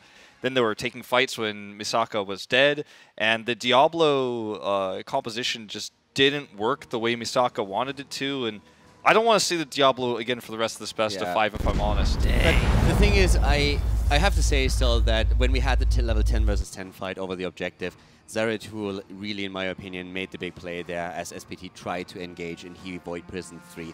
Afterwards, yes, SPT was running it down mid, but before that, that fight really set Tempest so far ahead because of how well they controlled it. Tell us how you really feel, Calidor. Let's go to Sky Temple here for game number 3. Calidor's favorite map. Tempest with the battleground choice. Welcome to Eastern Clash, where you get to feel our emotions through the camera. Hopefully you enjoy. Calidor just smirking down there. To Sky Temple. Okay, here's the thing. I actually tempered myself down a lot, and then you come in with that. 2018 Calidor, man. Positive and happy at all times. Also, as we already established, I'm German, therefore I don't have feelings. Oh, there you go. Feelings aren't there and available. He has artificial feelings he created last night for this for the purposes of this broadcast. I should be happy now. Can I swap out my co-casters? Is that an option? Yes. Can I put like a Joker in or something and say like I'll replace one of you? Can I get Kendrick in? At least he understands me. The second German. I don't know, man. Kendrick smiles a lot. I think he's a happy German. Yeah, he's faking it just a lot better than I do. Oh, I see. He has years of practice. All right, guys, let's find out if we're going to see a God comp this game. Let's find out. If I could bring us back to the game for a second. Wow. Again, I'm in between these two Europe casters. I think Wolf, yeah, just took your job. I'm saying it right. Right, Wolf? What? Oh, I think I heard an L. Yeah, I'm nailing it, dude. But by the way, I'm seeing a Tracer here. Yeah. So we are back to some Tracer plays, and this time it's SPT locking her in pretty quickly. So the first thing that we had after game number 1 is the Tempest decided, well, Maiev, that's not going to happen ever again. Now we have Genji banned out too, and that leaves one mobility character that we've seen a lot here, and that's Tracer. So let's see what SPT can do with her. I think it would be really cool to see SPT draft Blaze now to prevent Tempest from taking it as sort of a countermeasures to Tracer, and just kind of essentially try to control that top lane, have a good countermeasure to the pulse bombs, because we already know that their go-to solo laner has been Malthael, and Tyrael shut it down super hard last game with the Sanctifications. This time Tyrael is going to be even harder to deal with in these types of fights because it's going to be on areas like the boss zone. So I feel like grabbing grabbing Blaze here would be the thing to do for SPT. For me, like anybody? Well, for me, I'm wondering. We're thinking. I'm wondering if they're gonna go down their Grey main, which we saw earlier from them when they were facing off against LM. Tracer, Grey main were kind of their go-tos. Oh, they went Malthael again. I don't like it. Oh, there it is. Tracer, Malthael, and Garrosh coming out for SPT. Now we still okay, Abathur being banned out, we have seen already in Abathur and Tracer composition a bit earlier. For me, it's a question again, what are we going to see as a support on the side of SPT? Uther is still around, we still have the Stukov option.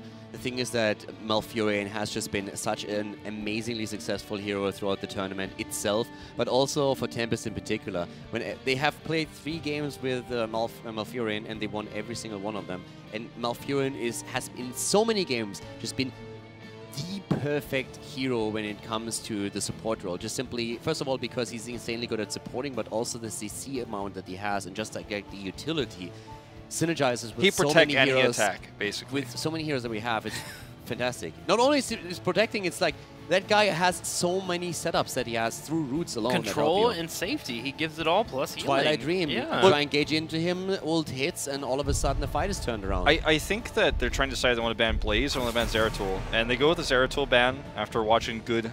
His first time in 2018 playing the hero was pretty impressive for SPT. The Void shutting down a lot of the stuff that SPT was trying to do, empowering most of all the Twilight Dream, sometimes the Blizzards there as well. I think this is a wise ban. Blaze can now be picked up as the solo laner. It's a pretty obvious pick. It's a tough one against Malthael in terms of the matchup, but in terms of team fighting, you've already got Tyrael on your side. You've got that plus the bunker. You can use the bunker to set up a sanctification point. There's so many reasons why Blaze fits this draft. By the way, just also highlighting that we have so far not seen a Nubarak banned in this game. This is something that SPT has done in both of the previous maps because they, as a first ban, because they said, well, this is a bit too dangerous. With Tyrael, you can still play a Nubarak and you can dive in with both of the heroes. So it is a big option for Tempest if they want it. Greymane and a Nubarak are the two that I'm looking for. One of them to be picked up in this rotation. Greymane gets picked up, and there's a Thrall coming out for Tempest. I could have seen both. Yeah, you know, the thing is, when you see Thrall in the past, it would be okay. That's their solo laner, but hasn't really been played like that. It's been played in 4-mans this tournament, so I think there's still a possibility that the Anubrak you guys are describing could come true here because they pick Thrall. Because you can leave Tyrael in the solo lane, you can roam around a little bit with this composition. Greymane gives you camp control, so you're not as concerned about that. But I think part of the reason why the Anubrak was banned was because they wanted to run Uther. Uther is so strong with Malthael. I think if they pick the Uther here to give Malthael the opportunity to use Tormented Souls, first of all, that's going to make Malthael stronger, although we already talked about the Sanctification, but that does mean that potentially Tempest would want that Anubrak pick even more. I also have to say that I feel Thrall and Greymane against Tracer are fantastic. Now, Greymane has always been a hero that does well against Tracer, but with Thrall, you have the point and click with the lightning, and once you get the stacks up there, and you have your 16 as well, you do a fair amount of damage. So whenever Tracer comes in, it's simply a point and click that puts her under pressure already. Stukov coming out instead, as well as Tychus, a bit more safer here for SPT. Yeah, it almost makes you feel like we might see something a Muradin instead, something safer, or maybe a more traditional solo laner. I'm still sold on Anubrak here. I think he certainly could be strong. The problem with Anubrak, as we saw from Blossom in a previous series against Ballistics, is if he gets aggressive against the CC of Garrosh, Tychus Grenade can help you lock in, and Stukov Silence. If Stukov sees you coming in with the Burrow Charge, you're not going out. You know, you're going to get stuck there, going to take a ton of damage. I mean, you can also prevent people from burrow charging away if you have a setup yourself. Anubrak is strong here. I feel like the biggest thing that I don't like about picking Anubrak is you just don't get much out of Cocoon. And I feel like even a potential mosh pit, if you could lock down Stukov, would be very strong here. Well, if Malthael doesn't go for last rites, but still goes into Tormented Soul, then Anubrak Cocoon would immediately shut that down. It would basically force last rites out of your opponent if you go for it. He's going to go Falstad. So he's going to be, I guess, the more off-lane hero in this case. So Tyrael's going to end up being the tank. We don't have any sort of tanky top laner. It's just going to be the Falstad who plays the global game. Thrall is going to be stacking up his Q in the 4-man. That's also an insane amount of control over the boss pit. With Tyrael, Sanctification, Falstad, Mighty Gust, they have all the tools that they need to really control any fight that happens there. Because before that, you could have made the argument, okay, what happens if like Garrosh goes in and is able to get a good taunt off, for example, and then you stack the damage on top of it, you stack the silence, but now you have Gust as well next to Sanctification. So you are in a spot where every fight that you have in a 5 versus 5 battle over the boss should end in your favor. Yeah, I'm concerned that there's not any way to deal with burst damage coming out from... If Thrall throws out a Sundering, right, Falstad and Greymane go in a target, Falstad uses Boomerang, you've got Greymane coming in to finish the damage off. I just don't think Stukov is going to be able to out-heal that burst. They're also not going to be able to use Tormented Souls to do damage when Sanctification's on the other side, boss control aside. So this is going to be tough, I think, for SPT. Of the 3 drafts we've seen in this best of 5, I feel like this one is the hardest to win with. This is the weakest of the 3.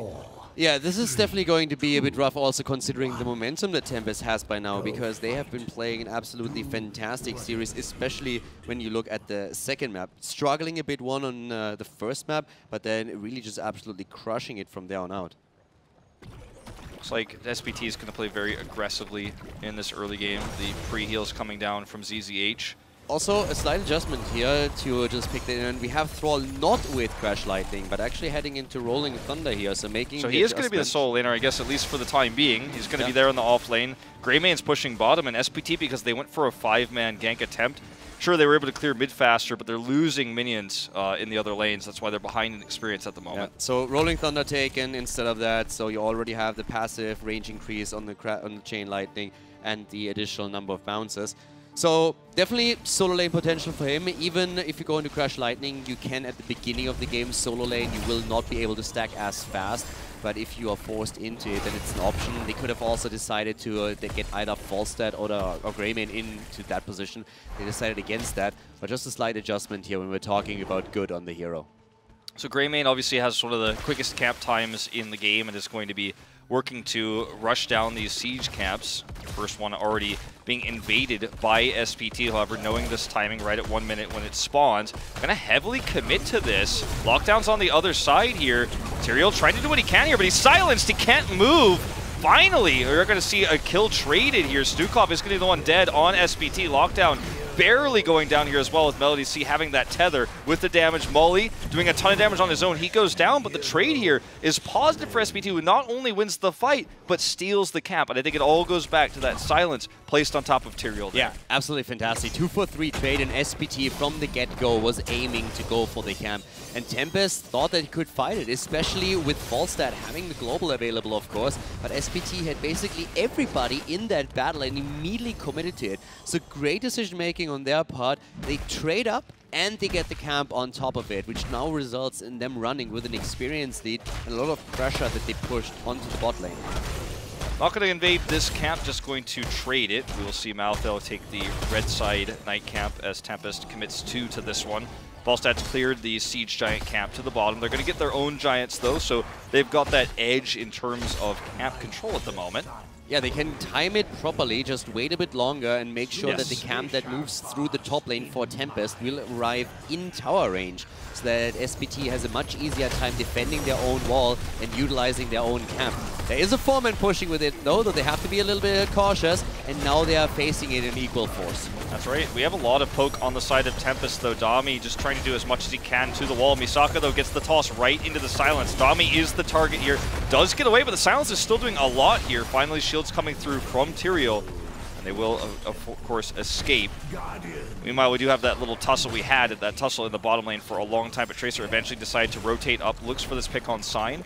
Unsuccessful, but Falstad, with that global in the bottom lane, continues to gain an experience advantage here, catching them up to 6. Nice move, going for Sign and getting the kill. Tyrael is down. Good on the other hand with a counter kill against Stukov. Great move by Thrall here. Nice damage output by him. So an even trade in this situation, but we have, through all of this, Malthael up at the top lane, taking the control over the temple, as Tempest is just now moving into the middle to aim for the trade. Because they have this they have this advantage in terms of temple time at the moment. Tychus is willing to rotate bottom to gain some more experience to make up for what they had lost by Lockdown being down there alone for so long.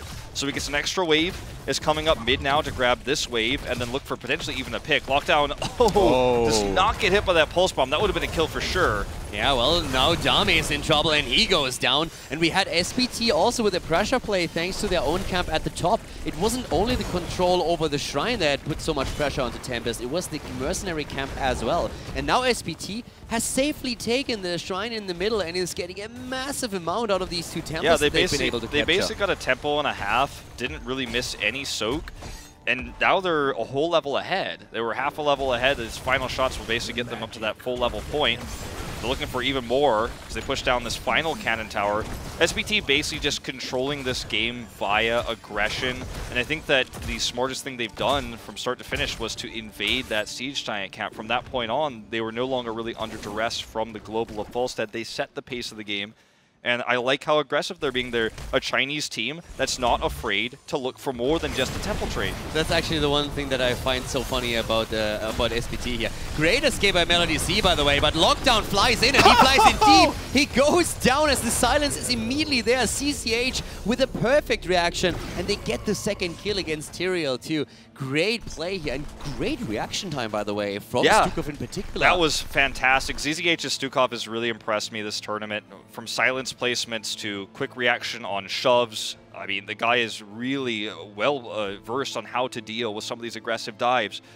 I feel like we're seeing a little bit of Lockdown and Dami running their heads into the wall to a certain extent on how hell-bent they are on getting these kills, and they've given away a lot of kills to SPT. They're going to give away, with that last attempted pick that failed, another Siege Giant camp. This entire game has been controlled by SPT's defensive kills that have led to camp captures. I can't help myself but look at how SPT plays and just feel that every single game, every map that we've seen, they went full aggression and either it worked or it didn't. And they never really changed the plan. So they always just, they go into one direction. It's attack, attack, attack, attack, attack. Either it works from the get-go and you walk away with an advantage and you're able to run with it, or your opponent is able to defend and eventually overcome you, but they just keep on that one track. We've seen it on Dragonshire where it nearly worked out, but they didn't get enough value, and then it completely backfired on Infernal Shrines. But so far in Sky Temple, it seems to be successful for them. Well, it's gotten them 10 first. We'll see if they want to commit to using Warlord's Challenge here to taunt Tempest into a bad team fight. The Temple is active. Falstad is already headed down there. as SPT is going to make a big collapse. Falstad will need to be careful about the rotation down of Tracer. Tracer did just use her Pulse Bomb for an unsuccessful pick, so at least he's got the ability to avoid death that way. Just looks for a good trade. Barrel rolls over. Although, caught by Misaka, there's the toss. He's going to die regardless. That's a really great kill. And that was well executed. I was just about to say, I would have even preferred them to go for boss as they hit 10. Because, as we said before, with Sanctification and Mighty Gust being available on the side of Tempest, Tempest has an insane amount of boss control. And this is really the boss that you can safely get at the beginning that will put the boss out of play for a long time and therefore limit the options of Tempest to play around the situations that SPT creates here. It might even be the only realistic boss they could hope to take this game 5v5. And now, every other 5v5 boss with heroics available for Tempest, boss control is massively theirs with Twilight Dream, Sank, Gust. Looks like the taunt is going to be committed to here, though Sign is in position for a Sank. Interrupted, though, by that shove, but Soap is solo. Here comes the Sundering. Lockdown with the defensive Gust. Triple silence. Yeah, good silence here, but once again, Lockdown is having a lot of trouble flying in with his global because he always ends up in a lot of pressure. Now we have Thrall dying first. And you could even see that Lockdown had to use Gust to simply save himself from Tychus. Every time he flies in right now, he overshoots a bit and he ends up in a position where he's under pressure and needs to disengage, use an ult. Yeah. And it's not really working out for him. It's been pretty uncharacteristic mistakes out of him this game. I feel like this could have also been another opportunity for boss control. Sank wasn't used in that last fight, but they were pretty far away from boss. It was a far fight in the top lane, close to the fort, so they play it more passively. They're going to control camps. They're going to push top. They have the 13 talent tier advantage, but again, Tempest has respawned, and they've missed their opportunity to look for a boss. Now the big advantage for SPT lies in the structures that they have eliminated from the map on Tempest's side. Since the objective, of course, attacks structures directly, Tempest is in a situation where they have to be very careful because those temples are very soon going to attack keeps directly. That's true. Structural disadvantage, very annoying this early into the game. That only means the temples will attack directly, but also the boss will go directly to the keep as well. It means that controlling the boss, which their comp is so good at, needs to continue. They are actually losing these Siege Giant camps, which is going to force some attention away. SPT is going to take this as their opportunity. They just saw Tyrael go top to control the Watchtower. They know Falstad's up there, so this is an opportunity. They can burst this down quickly. They have Malthael. I don't think Tempest can contest this, but here comes Tyrael. Falstad will have to fly down if they really want to fight this. Here we go. Boss stun comes in. Here's the Aldruins. Sundering committed, and here comes Falstad. Falstad is in, and the boss is taken. So boss stolen away. Here's the kill, not only against Malthael, but also against Stukov. Down goes Tychus. And that's exactly why we said that SPT cannot win a fight. It was the only fight they could almost do it. They rushed as quickly as they could. And even with the boss helping against Tyrael, because the way that the stun was placed there, he still did it perfectly. Falstad still got there in the nick of time. And this boss control is just unprecedented. It's unparalleled. SPT cannot take these fights on even terms 5v5. I'm really frustrated watching SPT play. It's great aggression. It's oftentimes, when they have a good teamfight composition, very good controlling coordination, even with the sub-player. But when it comes to calls on the map, on macro calls, it is, I'm sorry to say, it's a disaster. They had 2 temples coming up, they had a 2-level lead, a talent advantage. Tempest was playing so defensive because on every step of the way they were being shut down, and all that SPT had to do was wait and take 1, maybe 2 temples. They had a structure advantage on the map where they would have started to pressure keeps very soon. And what do? They give Tempest, who have the most insane control over the boss area, the one fight that they can't give them. They lose 3 heroes, they lose the entire advantage. Tempest, instead of 2 levels behind, are now a level ahead. Tempest is the first to hit the keep with the temple shots. It's honestly insane that that SPT does not have a better macro play than this. It really goes to show the reason why it would have been so easy for them to take these temples. The fact of the matter is Falstad was top because he was dealing with the top pressure. Mid pressure was there as well. Bot pressure, they had vision control. Could have easily forced a fight on their terms where they weren't going to maximize the value of these heroics, the Sundering, the Twilight Dream, the Sank, the Gust, and they took the one fight, they got greedy, they thought they could do both, get the boss to allow the temples. They didn't need the boss to get the temples, and they're paying for it big time now. The keep survives, and so their chances of this game, you know, snowballing against them from this moment on are less, but they're not going to have many more shots of taking fights like this. I feel like they should play safer. The map control they had, though, that was their biggest asset, is completely gone now. Yeah, It's absolutely gone. They're actually behind, not only in experience, but also from a structure point of view, they are behind in the game now. They still have their team fight. They still have the option to, through team fights, take Tempest down, get the kills, and play the game. But the scaling into the late game is now starting to get better for Tempest. They have more tools that they can use here, and they are really attempting to pressure SPT. With a level 16 talent, SPT has to play this just a little bit safe until they get that bit of tickle experience for the next talent.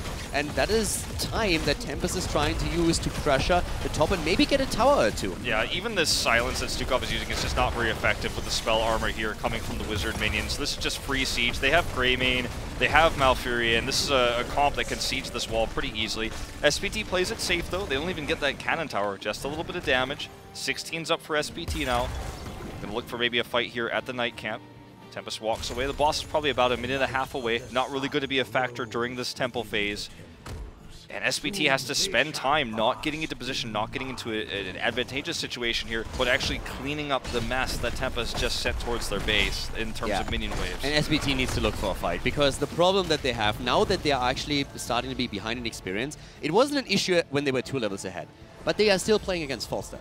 So they still play against a global that now, with all the space that was created on the map, with so much vision gone through the forts being eliminated, can start to really get that extra experience. I like this. Melody C with a really cool attempt to negate it, trying to take him down here. That's not going to work out, but it was close, so that was well done. But Falstad is going to be that wild card that can, in the macro. Oh, they're going for the counter kill with the Gust, or excuse me, with with the Flight. Well, I guess the Flight wasn't really necessary here. It was just to make sure Melody C couldn't run the other way. Recall was already used. He's dead.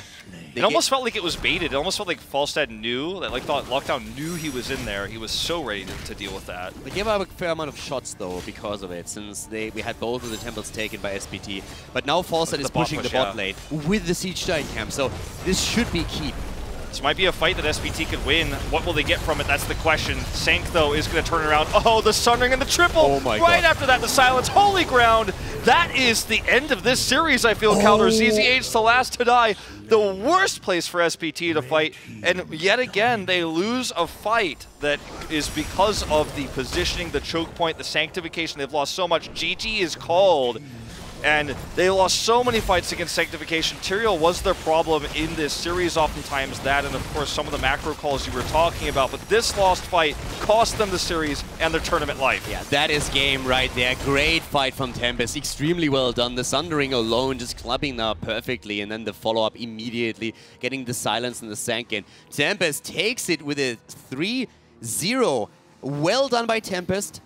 Patient play, and they took some perfect fights.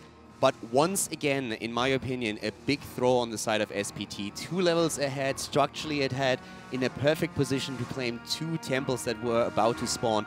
And then they go for a boss battle that they must have known, even with the talent advantage and the level advantage, could turn against them, just because Tempest has the perfect composition and the perfect heroic abilities to play it. And at that point, the entire game just flips. Yeah, it was really just a greedy move, thinking that with the Malthael composition that they had and the damage that they have, they could just rush the boss down in time. Yeah. Almost any normal person, right, would think, I can do this, Falstad's top, Tyrael's not even here, we can make this happen. But they just underestimated how much time Tyrael can buy the Aldruins into the Sank, and it's just... Sundering as well. Sundering bought time, then Falstad gets... Not only does he get there, but he gets the perfect angle to gust everybody away. And it was just a wipe. And there's so many fights where Tyrael's zone control was underestimated by this team. Often it was Misaka who underestimated the Holy Ground. The Tyrael pick, I think, was their bane. And the Zeratul was strong, obviously, with the Jaina, but Tyrael in both of those games, game 2 and 3, the dominant ones by Tempest, it was Tyrael who really won them every fight. And before the fight even started, we talked about how as they hit level 10 and have nearly an entire level lead, that this would have been the perfect time to go for boss, since your opponent doesn't have Gust, Sundering, and Sanctification available yet. So if you want to take the boss, that's the moment to really pull it off. Later on, you have still some opportunities. Maybe when you get a kill, you take Falstad down, Tyrael dies. All of a sudden, you have an opportunity to go for it. But without that happening, you want to avoid that 5 versus 5 fight in that corner at all costs, and they didn't. And again, I can't help myself but feel if they would have not gone for boss, but instead simply gone for the temples and play the smart game, they should now be in a position where they can plan for game 4. Yeah, patience was definitely not on SPT's side there. We are going to throw it over to an interview, though, with our winning team, Tempest, so check it out. I'm with Tempest's very own Hyde here as they get a big victory over SPT. Let's talk about the series. In game number 1, SPT came out swinging. They got a god composition. Were you guys worried about their strength after playing against them in game number 1? 하이드 선수 승리를 축하드립니다. 먼저 첫 번째 질문을 드리고 싶은데요. 네. 그 SPT 상대하기 전에 SPT 선수가 선수를 바꿨잖아요. 그 SPT가 선수를 바꿔서 출전을 하게 됐는데 이것에 대해서 어떻게 생각하시나요? 걱정이 있었나요? 그런 부분은 따로 생각은 안 했는데 그래도 상대가 이제 중국 1위 팀이다 보니까 최선을 다해야 된다고 생각해서 열심히 준비를 했습니다.